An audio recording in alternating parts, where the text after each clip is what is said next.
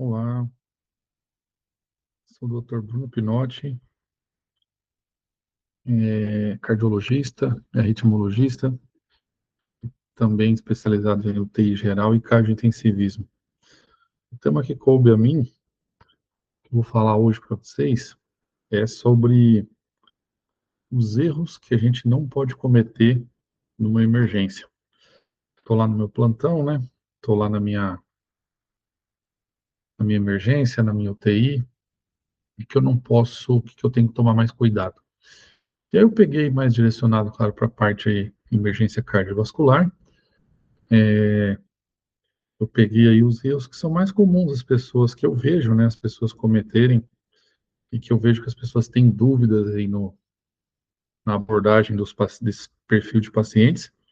Eu trouxe aqui para vocês os 10 maiores erros aí que a gente tem que tomar cuidado e evitar de cometer, tá? Porque se a gente perder um paciente ali, às vezes se a gente cometer esse erro, nós vamos estar levando o paciente a óbito, que é o nosso pior desfecho, né, que a gente pode cometer diante de um paciente aí grave, de um paciente na emergência.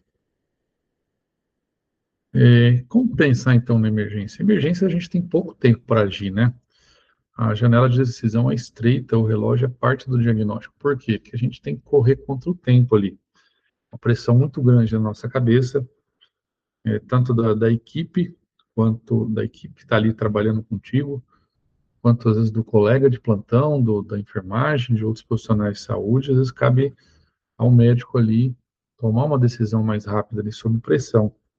Então tem que tomar uma decisão às vezes num ambiente caótico, ali não tem só aquele para você atender, né? Eu costumo sempre falar que a gente já também aprende com os erros, ou aprende assim, já passando por aquela situação uma vez. Eu abordei aquela emergência, eu, eu passei um medo ali com ela, tive dificuldade ali no começo, depois, na hora que eu for abordar a próxima vez, ou pegar algum caso parecido, eu acabo sendo mais assertivo, né? Então, só tem que tomar cuidado que às vezes esse erro pode ser fatal, que é o nosso pior desfecho ali. Tá? Então, a gente tem que tomar muito cuidado que a gente vai contra o tempo, vai sob alta pressão, tem que tomar uma decisão, às vezes, rápida e assertiva, né? A gente tem que tomar muito esse cuidado. Então, eu resolvi colocar aqui alguns resumos de casos clínicos, dar uma pincelada aí num caso clínico e vou falar qual que é o erro que se comete e que a gente não deve cometer e mais ou menos aí qual que é a conduta certa. É claro que cada caso desse é praticamente uma aula, né? Então, vou dar assim só noções gerais e uma pincelada para vocês, porque cada tema desse aqui às vezes vai capítulo, vários capítulos de um livro aí. Então, esse caso aqui é um paciente de 68 anos, tá? Ele chegou aí na emergência hipotenso, uma taquicardia de 180, frequência cardíaca de 180. Aqui já fica um alerta que, geralmente, uma frequência cardíaca alta, um ataque à arritmia, para instabilizar um paciente e a culpa ser dela, são frequências cardíacas acima de 150, tá? Dificilmente uma frequência cardíaca abaixo disso vai instabilizar. Pode acontecer? Pode, mas não é o usual, tá? Se tiver instabilizando, a instabilidade for muito grande para uma frequência não tão alta, pense em outras causas aí que pode estar instabilizando o nosso paciente. Chegou confuso e sudoreico. A confusão mental aí, critério de instabilidade, hipotensão aí também critério de instabilidade, né? Lembrar dos 5 Ds da instabilidade. Dor torácica, diminuição da pressão, diminuição do nível de consciência, desmaio e dispneia. Qualquer um desses aí já sugere que o paciente está instável, né? Então, qual que seria o erro aqui? Não reconhecer essa instabilidade. A instabilidade tem que ser reconhecida já em prontidão ali. Só a confusão mental, por exemplo, não precisaria ter os 5 Ds. Só a confusão mental já seria um critério de instabilidade, né? Mas ainda para facilitar, ele estava instável do ponto de vista hemodinâmico, ele estava com uma hipotensão ali, né? O caso não passou para a gente, mas considerando aí que ele estava com uma sistólica aí abaixo de 90, ou uma pressão arterial média aí abaixo de 65, tá? É, então, a gente instável, o paciente você tem que estabilizar ele primeiro, e a conduta aqui assertiva seria o quê? Cardioversão imediata. Então, se você não reconhece o padrão, de instabilidade, você acaba não cardiovertendo ou tendo medo de cardioverter, né? E a cardioversão, a diferença maior dela aqui para desfibrilação, eu costumo falar lá, eu sou instrutor do ACLS também, inclusive me sigam lá no Instagram, @drbruno.pinotti, tá? Eu posto muitos casos do dia a dia aí, quem não me conhece, quem não me segue ainda, segue lá, meu primeiro slide de apresentação estava, eu posto muito casos do dia a dia aí. Então, se eu não reconheço, eu não faço a sincronização e a cardioversão imediata. A sincronização é um botão que eu aperto lá no desfibrilador, que a gente vai sincronizar, ou seja, o choque vai cair em cima do QRS. O choque não pode cair em cima da onda T, senão pega o coração em período refratário e causado aí o fenômeno de R sobre T. Aí você transforma um paciente instável numa parada cardiorrespiratória. Olha que situação, né?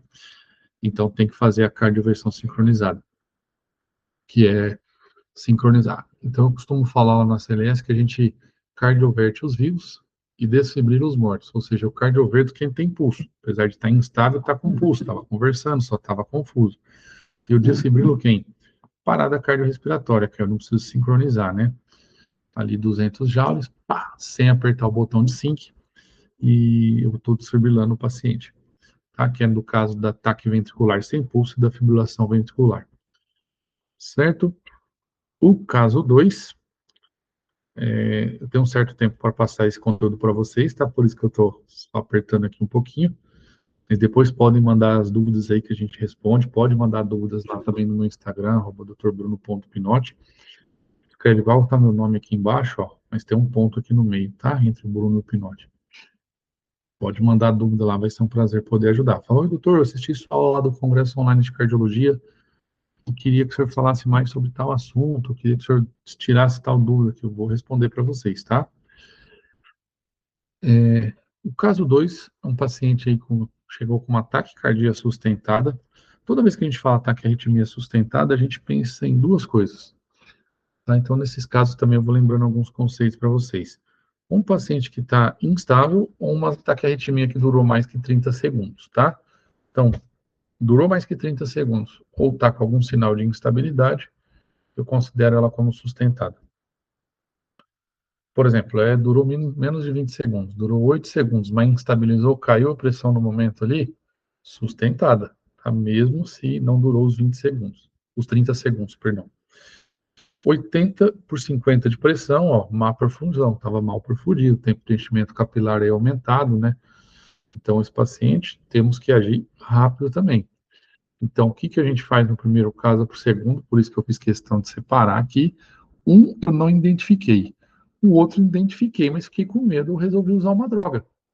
Falei assim, tá instável, mas vamos usar, né? Vamos usar algum antiarrítmico aí para ver se reverte. Demoro para cardioverter. Isso é muito comum também. Um eu não reconheci, por não reconhecer eu não faço. Aqui eu até reconheci, mas não cardioverti. Isso é muito comum. Vamos fazer uma droga aí, põe a mildarona lá para correr, vamos ver como é que ela age, como é que ela vai agir. Não, a droga aqui vai perder tempo, a conduta do paciente instável vai chocar, tá bom? A gente usa o protocolo Osasco, né, que tem as orientações, sedação, acetoanalgesia, ambusar se ele cai o drive respiratório, sincronizar o choque, não pode esquecer, depois chocar e observar para ver se reverteu a arritmia, certo?